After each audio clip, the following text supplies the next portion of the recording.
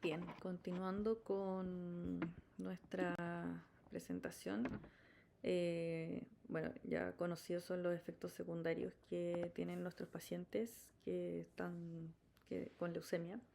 Y básicamente tenemos que llevar a nuestros pacientes y cruzarlos por el puente sobre aguas turbulentas. Siempre digo lo mismo porque eh, los tratamientos de inducción son con quimioterapia intensiva donde eh, puede pasar de todo o puede pasar nada.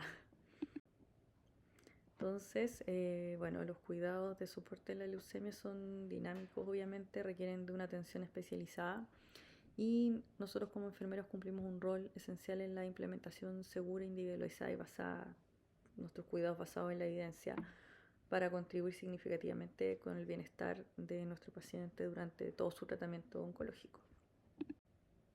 Me gustaría partir esta sección igual destacando un estudio muy importante realizado en España que evaluó el nivel de consenso entre hematólogos y enfermeras sobre cuál debe ser el rol de la enfermería en el manejo de paciente hematológico. Y esto fue un estudio multicéntrico en el 2018 y los resultados fueron que el 96% de los expertos coincidió en que la formación especializada de hematología es una necesidad fundamental para ejercer el rol profesional con alto impacto en la atención, ¿ya? Además reconoce a la enfermera como referente del paciente desde el mismo momento del diagnóstico a lo largo de todo el proceso asistencial. Entonces también hubo un altísimo consenso sobre la relevancia de nuestro rol en aspectos claves como el control del estado nutricional, el seguimiento y la adherencia al tratamiento. ¿Ya? La educación terapéutica al paciente y su familia y nuestra función también como consultoras clínicas dentro del equipo multidisciplinario también era muy importante. Y atención un poco a este dato, que el 88% de los participantes consideró que un buen seguimiento de los enfermeros no solo mejora la experiencia del paciente, sino que disminuye significativamente las visitas a la urgencia y las consultas externas, ¿ya? Así que en resumen este estudio confirma lo que muchas veces vivimos en la práctica, pero que a veces nos cuesta visibilizar, ya que es la enfermería hematológica igual requiere una alta especialización y tener competencias clínicas avanzadas para que nuestro rol sea estratégico y no solo asistencial, ¿ya? Entonces somos parte activa de la gestión integral del paciente y también somos claves en la educación terapéutica y también esenciales para garantizar la continuidad y la calidad de los cuidados. Como enfermeros, no solo somos parte del equipo que administra el tratamiento, sino que también tenemos la responsabilidad de planificar y ejecutar y también evaluar los cuidados que nosotros proponemos, ¿ya? Para eso necesitamos conocer los diagnósticos, los esquemas de los pacientes, anticiparnos a las complicaciones propias de la enfermedad y del tratamiento, también garantizar un soporte clínico emocional, prevenir los riesgos y estar alerta a las complicaciones, ¿ya? Este enfoque integral es como la base del plan de cuidado individualizado del paciente. También si hablamos de la administración de quimioterapia, tenemos la responsabilidad, la precisión y tenemos que dar seguridad también en la atención. Y también es importante cumplir siempre con las normativas institucionales y conocer las medidas de bioseguridad que nos protegen a nosotros, a nuestros pacientes y también al entorno, ¿ya? Entonces debemos protegernos de estos riesgos biológicos, químicos y físicos, perdón, sí, físicos, bueno, en cada etapa del proceso, ¿ya? Entonces, como equipos de enfermería, tenemos que reconocer el manejo seguro en cada una de sus fases, desde la recepción de la quimioterapia, de su administración y también del retiro, ¿ya? El uso correcto de los elementos de protección personal, la eliminación adecuada de los citostáticos y el manejo frente a los derrames no son opcionales, ¿ya? Son parte del estándar de calidad y de la seguridad asistencial. Recordemos que estamos manipulando medicamentos que igual son peligrosos y como se muestra como en el esquema, la formación continua, el uso de los protocolos claros, la actualización y la preparación del personal son pilares fundamentales para garantizar un manejo seguro de estos medicamentos, de estos citostáticos, de estas drogas. Bueno, y finalmente, más allá del cumplimiento técnico, no tenemos que perder de vista el impacto humano de estas intervenciones, porque somos quienes, no solo somos quienes medicamos, sino que acompañamos y observamos cada reacción frente a este tratamiento, ¿ya? Nuevamente es súper importante conocer y aplicar las normativas institucionales de administración de quimioterapia, los dobles chequeos que son de carácter obligatorio y el correcto registro en la ficha clínica electrónica. Otro aspecto clave en el soporte es el soporte transfusional. En pacientes asintomáticos se recomienda transfundir plaquetas cuando el recuento es menor a 10.000 y también debemos considerar las transfusiones previas a procedimientos invasivos, ¿ya? Sin embargo, algo que debemos tener claro, y lo aprovecho de poner en esta instancia y también lo voy a volver a repetir en la clase de trasplante, es que es seguro mover a los pacientes, ¿ya? Hay un estudio que lo puse acá abajito que dice que los pacientes pueden hacer su movilización, levantarse, y que se sugiere que el paciente podría requerir transfusión antes de moverse con plaquetas bajo 10.000. Entonces, ¿qué vamos a hacer? Vamos a tratar de planificar sus actividades de kinesioterapia posterior a la transfusión, pero eso no quiere decir que yo le voy a negar la posibilidad de movilizarse, porque esto de mantener activo al paciente reduce los riesgos asociados al reposo prolongado, a las trombosis venosas profundas también, las atelectasias, la pérdida de la fuerza muscular. ¿Ya? La evidencia respalda ampliamente esto, ¿ya? Y acá les puse un par de estudios que dicen que el ejercicio físico es seguro y es eficaz en pacientes con cáncer y que la rehabilitación oncológica también ayuda a mitigar la pérdida de la función y la discapacidad en los sobrevivientes, ¿ya? Así que es importante incorporar la rehabilitación como parte del plan de cuidados, que es una necesidad clínica, ya no es un lujo, así que tenemos que conocer estas cosas para poder dar cuidados y programar los cuidados, pero en base a la evidencia, ¿ya? Entonces necesitamos promover una mejor calidad de vida de los pacientes y para eso, ¿qué tenemos que hacer? Moverlos, así que muévanlos, es seguro. Hay estudios que lo confirman, por lo tanto no puedo yo negar a un paciente, y que me ha pasado encontrarme con pacientes que no los han movido en un mes porque es que está con las plaquetas bajas, ¿ya? Eso no es una práctica, digamos, que esté basada en la evidencia.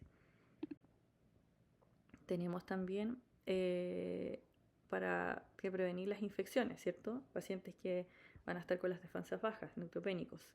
Tenemos que tener súper en consideración los factores de riesgo, que en este caso no solamente van a ser las alteraciones de las barreras secundarias a la quimioterapia, por ejemplo las mucositis, entre otras cosas, sino que también los accesos vasculares también son un factor de riesgo importante y el manejo es clave, y además de la neutropenia, por supuesto. Neutropenia febril de alto riesgo es una urgencia oncológica, tiene una alta morbimortalidad y en el contexto del paciente hematológico es una de las cosas más relevantes y potencialmente graves, ¿ya? Esta hay que considerarla usando los criterios principales, que es que el recuento de neutrófilos esté menor a 500 o un RAN menor a 1000, pero que se sospecha que en las próximas 24-48 horas ya eso va a caer. ¿Ya? A esto le vamos a sumar la presencia de fiebre, que puede presentarse con temperaturas axilares sobre 38 en una sola toma o dos tomas consecutivas, ¿ya? Ante este escenario clínico, esto nos obliga a actuar rápidamente, porque la neutropenia febril es una urgencia oncológica. ¿Ya? La evaluación precoz, la administración de los antibióticos, se habla de la hora de oro, o sea, tiene que ser antes de una hora, todo eso, ¿ya? Y la vigilancia obviamente continua es fundamental para evitar las complicaciones graves. Por eso, como enfermeros debemos estar muy atentos a la aparición de fiebre, a los signos de infección y el recuento de los neutrófilos, ¿ya? Ya que muchas veces somos quienes primeros detectamos estos cambios. Se sabe que la mortalidad se correlaciona con la duración y la severidad de la neutropenia y también el tiempo transcurrido entre la primera dosis del antibiótico, ¿ya? Así que y ahí se muestra un crecimiento como exponencial en relación al tiempo de los microorganismos, ¿ya? Así que es súper importante actuar de forma inmediata ante un paciente eh, de hematología intensiva que cursó con quimioterapia, que está neutropénico y que hizo fiebre. O sea, antes de una hora ya deberíamos tener administrados los medicamentos, los antibióticos. Cada centro tiene su protocolo de neutropenia febril y tenemos que actuar frente y conocerlo, y no podemos estar llamando si sabemos y tenemos la indicación y tenemos un protocolo. No voy a esperar a que el médico me conteste para que me autorice, sino que ya sé lo que tengo que hacer. Ya en nuestro centro obviamente suspendemos las profilaxis orales en los pacientes que están recibiéndolo como profilaxis, y se inicia el tratamiento endovenoso empírico después de tomar los cultivos. Y obviamente esto está revisado por infectología y está basado en la epidemiología local. Entonces nosotros partimos con ERTA, AMICA, y se va ajustando en caso de según los resultados de los cultivos, ¿ya? Y esto posteriormente el equipo de infectología se hace cargo de modificar, siempre considerando las resistencias bacterianas y también los antecedentes del paciente. Como ya mencioné, esto deberíamos hacerlo dentro de la primera hora desde la sospecha, desde la fiebre, y ya que el retraso de la administración de los antibióticos, como ya les mencioné, se asocia a mayor mortalidad, ¿ya? Así que es algo que no podemos dejar pasar. Cuando hablamos de ambientes protegidos también, en los pacientes hematológicos, especialmente en aquellos que están inmunosuprimidos, que recibieron quimioterapia intensiva o que son pacientes de trasplante, nos referimos a un conjunto de medidas ambientales y conductuales que buscan reducir al máximo el riesgo de infecciones, ¿ya? Estas medidas incluyen el control del agua, el aire, los alimentos, ¿ya? También la superficie y el uso de barreras de protección, ¿ya? Es muy estricto la higiene de manos, tanto del equipo como de los pacientes y de las visitas, ¿ya?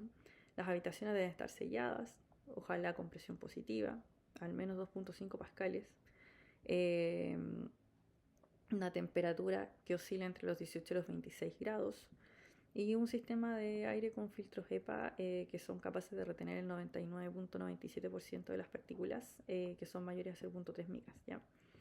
Estas habitaciones tienen un flujo laminar, de manera que el aire circula uniforme desde una pared hacia la otra y que tiene una salida idealmente la mayoría hacia el baño, ¿ya?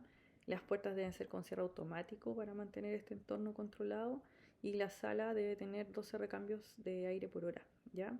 Y se debe realizar los monitoreos de presión una vez por turno, dejarlos por escrito, y también obviamente la inspección visual del filtro. En cuanto a la limpieza, esta debe realizarse de forma rigurosa, idealmente 2 veces al día, siempre de adentro hacia afuera, y es algo que tenemos que nosotros como enfermeros supervisar que se haga como corresponde.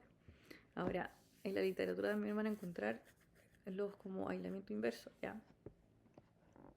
Porque ¿por qué se llama así? Porque a diferencia del aislamiento tradicional, donde buscamos proteger a los demás de un paciente infectado, aquí es todo lo contrario. Nosotros buscamos proteger al paciente del entorno, ¿ya? Por eso es que en algunos lugares o en la literatura lo van a encontrar como aislamiento inverso, ¿ya?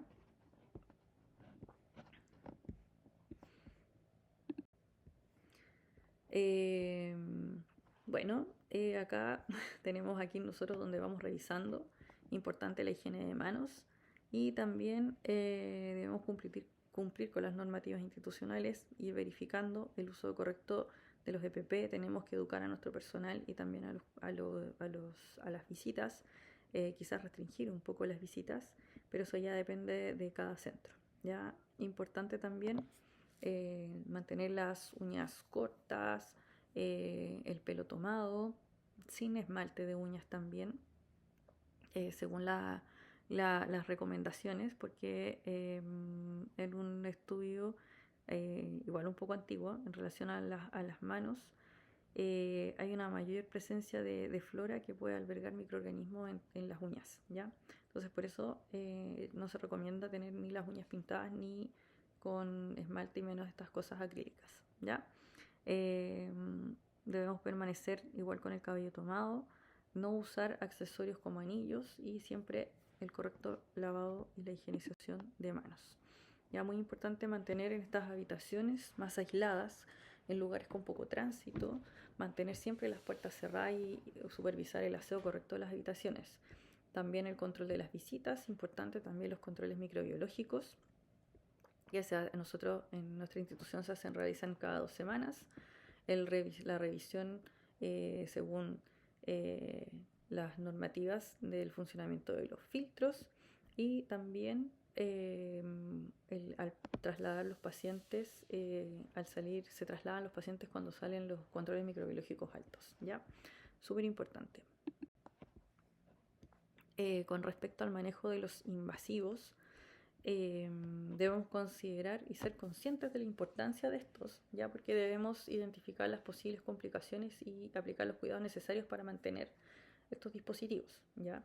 Estos accesos suponen un riesgo por una ruptura de barreras, ya que traspasan hacia el intravascular, pero son súper necesarios, ya porque tenemos terapias intensivas, soportes transfusionales, tenemos que usarlos, son imprescindibles, ya, pero nosotros somos responsables de su manejo.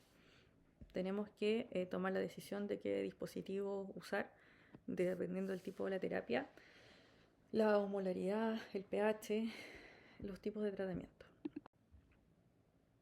Entonces, cuando hablamos de la elección del acceso venoso o vascular, no solo debemos pensar en la facilidad de la punción o de la comodidad del paciente, sino que también hay factores clínicos que debemos considerar, especialmente en pacientes que van a recibir soluciones con características químicas complejas, como son las terapias antineoplásicas o los antibióticos de amplio espectro.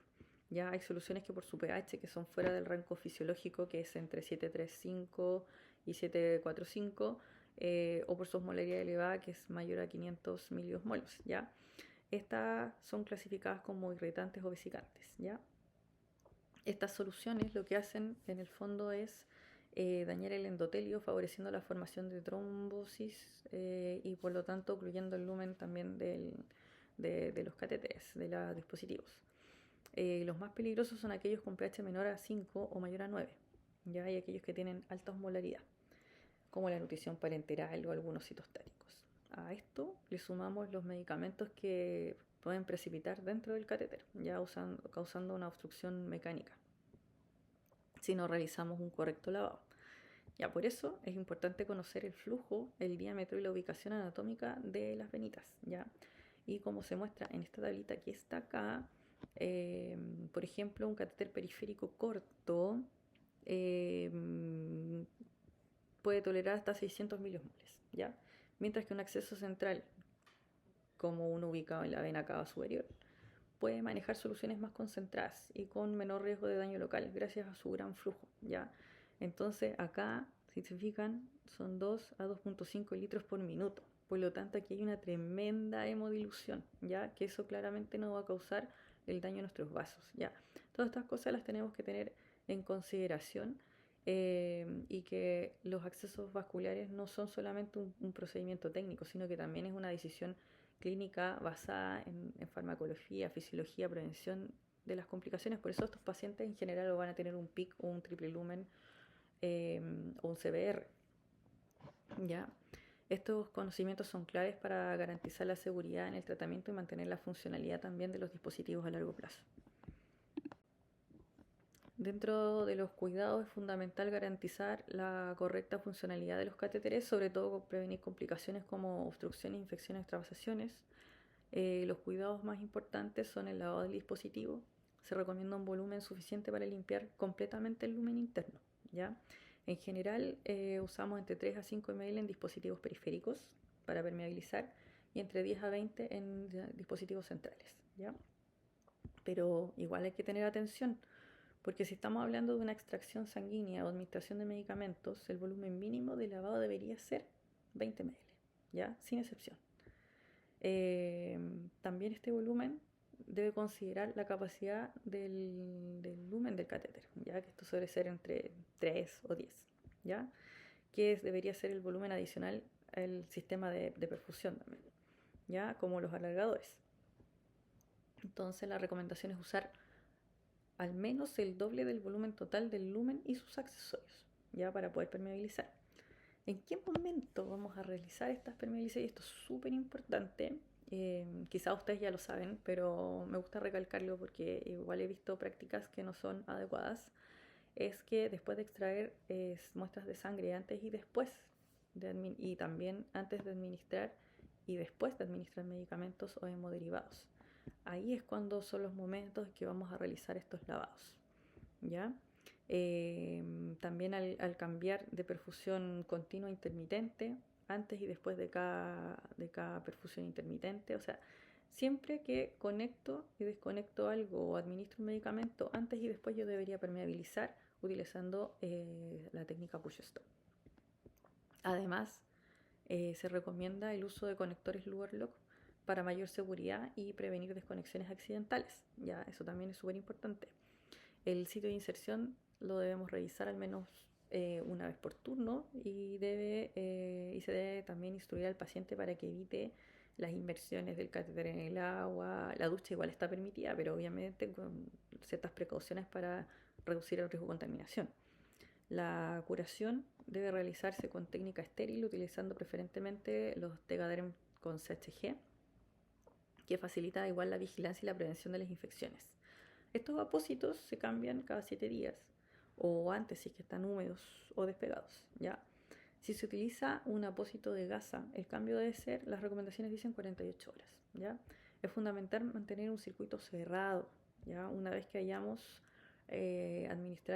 vayamos a administrar un medicamento o conectar una infusión, siempre limpiar los bioconectores con alcohol, ya con alcohol pad por fricción durante al menos 15 segundos, ¿ya? Finalmente, después de cualquier administración o extracción, debemos lavar con suero fisiológico utilizando la técnica push stop, ¿ya? Las jeringas de 10 ml y al menos 20 de volumen total. Y como siempre, siempre debemos conocer y aplicar las normativas locales vigentes para la mantención de todo dispositivo vascular, ¿ya? Lo que va a respaldar nuestra práctica y va a proteger, por supuesto, a nuestro paciente. El manejo de los catéteres CBR también es esencial seguir las prácticas basadas en la seguridad y la prevención de las complicaciones y la mantención de la funcionalidad de los dispositivos, ¿ya? Es importante observar el sitio de inserción, también evitar la extravasación en los desplazamientos, el manejo de los parches, de los apósitos, cambiar si es que están despegados, sin pegarle más cosas alrededor, esperando el cambio programado. Y durante la ducha también, el paciente tiene que tener las precauciones de las consideraciones del caso. Al manipular este catéter, nunca utilizar jeringas menos de 10 cc porque tienen mayor presión y pueden provocar una desconexión del sistema, ¿ya? También es fundamental mantener siempre el circuito cerrado, idealmente los bioconectores, para reducir la contaminación. Y cada vez que administremos medicamentos es necesario limpiar este bioconector, ¿ya? Así que básicamente es lo mismo que ya les había mencionado, la utilización de la técnica push stop, los grippers cambiarse cada 7 días, utilizando la técnica estéril siempre a 4 manos para minimizar los riesgos de infección, ¿ya? Los sistemas de bajadas y tapones cambiarse según la normativa local, y cuando se planifica el alta del paciente se debe retirar y se recomienda hacer un lavado con 20 ml de suero fisiológico con la técnica push stop, seguido de un clampeo de la vía utilizando presión positiva para evitar el reflujo sanguíneo, ¿ya? Evitaremos el uso del reservorio para administración de nutrición parenteral o hemoderivados. En caso de extracciones sanguíneas, asegurarse del catéter quede debidamente permeabilizado, ¿ya? Mucho ojo con los catéteres recién instalados, siempre observar antes de utilizarlos por primera vez, confirmar siempre su correcta ubicación y la correcta elección de la aguja para evitar las extravasaciones, ¿ya? Siempre seguir las normativas como ya lo había mencionado. Con respecto a las complicaciones del dispositivo, siempre pueden ser infección y además disfunción del catéter. La complicación de infecciones, que ya las comentamos a grandes rasgos, también podemos prevenir las disfunciones del catéter evitar que se nos tape o que se nos desplace. Con respecto a la resistencia, cuando hablamos de oclusión siempre va precedida por una ausencia del retorno, digamos, venoso. Y estas situaciones donde el catéter permite el paso de fluidos, pero no podemos aspirar sangre, ¿ya? Esto no debe considerarse como un detalle menor, sobre todo en un PIC o en un catéter central. Si es que no hay retorno venoso, no deberíamos administrar medicamentos ni soluciones, ya que podría haber una obstrucción o que implique un riesgo de trepasación o trombosis. O básicamente, ¿qué podemos hacer? Es verificar que se trate de una... bueno, primero vamos a hacer un control radiográfico para ver que el catéter esté posicionado correctamente y verificar que no se trate de una obstrucción mecánica, así que por lo tanto tenemos que revisar que no haya pinzas cerradas, acodamiento o mal posicionamiento del catéter. Si no hay nada de eso, vamos a intentar lavar con suero fisiológico de manera suave, pero si notamos resistencia deberíamos no insistir, ya porque esto podría provocar un desprendimiento de un trombo y desencadenar una embolia. ¿Ya? Si el lavado no resulta, deberíamos notificar al médico, porque como ya les había mencionado, deberíamos confirmar la posición del catéter. O analizar si el problema se relaciona con alguna precipitación de fármacos o si se sospecha de oclusión trombótica, que puede evaluar el uso de agentes como la uroquinasa, pero todo esto si es que tenemos los protocolos institucionales, ¿ya? Además hay otros tratamientos según el tipo de oclusión, pero en general eso tenemos que revisarlo caso a caso. Ahora, eh, cada minuto cuenta. Cuanto más tiempo pase el catéter ocluido, menor será la posibilidad de recuperación y más alto el riesgo de complicaciones, ¿ya? Por eso es súper importante que manejemos muy bien los catéteres con la debida permeabilización, evitar siempre permeabilizar entre medicamentos para evitar las precipitaciones, porque eso también podría provocar problemas.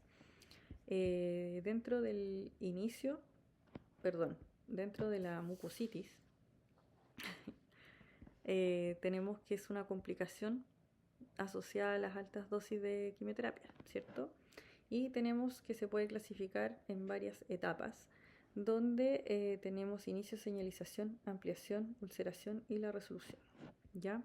Dentro de estas fases, las primeras fases con una lesión tisular que se desarrolla rápidamente después de la administración de quimioterapia, porque se genera un daño en el ADN celular y que se generan moléculas que van a ser mediadores de efectos biológicos, ¿ya?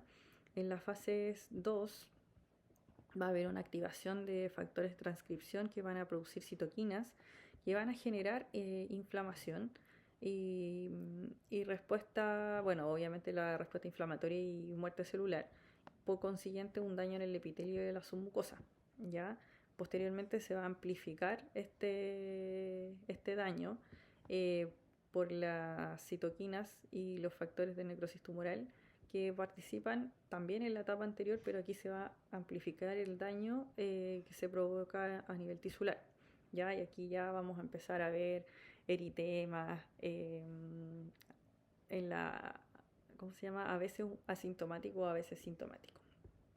Posteriormente viene la ulceración, y aquí aparecen las úlceras dolorosas, puede haber colonización de microorganismos y mayor riesgo de bacteriemia y sepsis por translocación bacteriana, ¿ya? Y en la fase de recuperación coincide justo con la salida de la neutropenia, hay una curación casi espontánea, una mayor cicatrización y este proceso igual puede tardar entre 2 a 3 semanas. Dentro de los factores de riesgo tenemos ciertas quimioterapias y también factores como la edad. Los pacientes más jóvenes tienen un mayor recambio, por lo tanto también pueden presentar mayores lesiones. Asimismo, los adultos mayores porque tienen un retraso en la regeneración.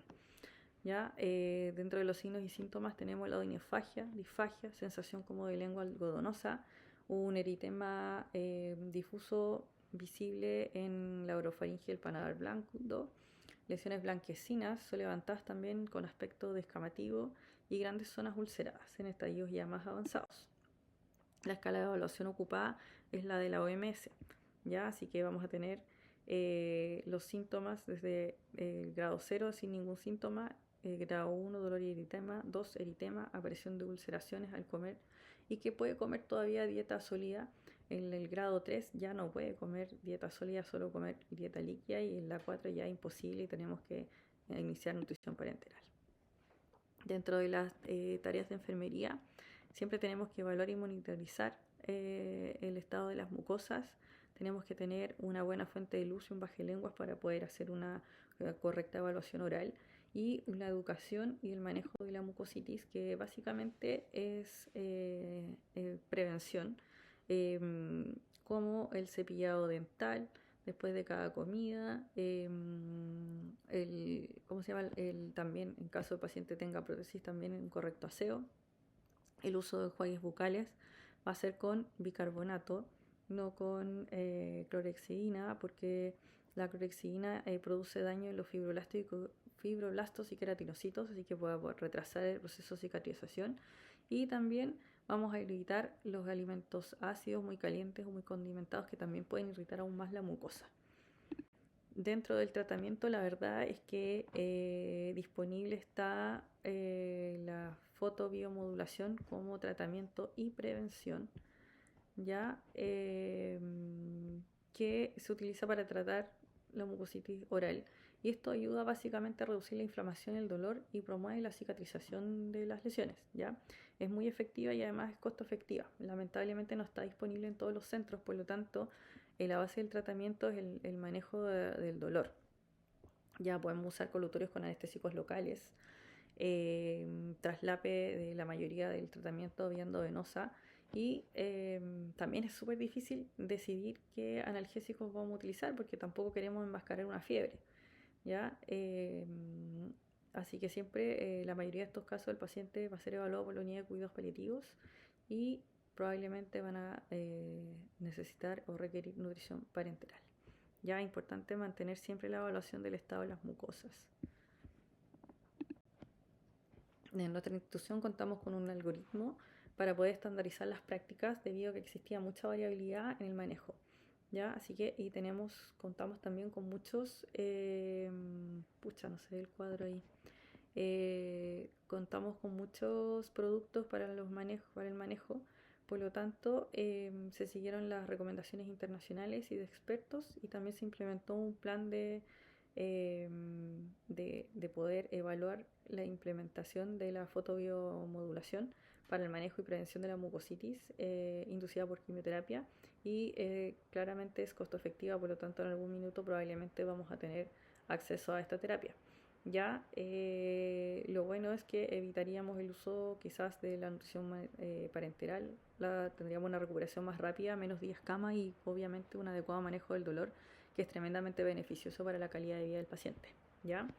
Debemos educar al personal, y también este protocolo y este algoritmo fue un esfuerzo colaborativo de todas las enfermeras, de todas las unidades, para que sea transversal y todos manejemos de una misma manera a todos los pacientes en función de los efectos terapéuticos eh, de los productos que nosotros tenemos en cada institución, ¿ya? Y también esto se hizo con los farmacia clínica y con los médicos. Ya, como conclusión, cuidar a una persona con leucemia es mucho más que administrar un tratamiento, ya es comprender la complejidad de su diagnóstico, anticipar los riesgos, humanizar la atención, coordinar los esfuerzos con todo el equipo. Somos una pieza clave en la prevención de infecciones, manejo de los dispositivos, soporte transfusional, monitoreo clínico, acompañamiento emocional, educación terapéutica, y nuestro conocimiento especializado también va a marcar una diferencia real en los resultados del tratamiento y en la experiencia de los pacientes. Por eso, como profesionales, debemos comprender y comprometernos a mantenernos actualizados, cumplir con los protocolos institucionales, consultar cada vez que tengamos dudas y trabajar de forma colaborativa, porque debemos poner a la persona en el centro de nuestra labor. Ya, la enfermería oncológica no es solo una especialidad, es un compromiso con el cuidado seguro, digno y humano. Muchas gracias.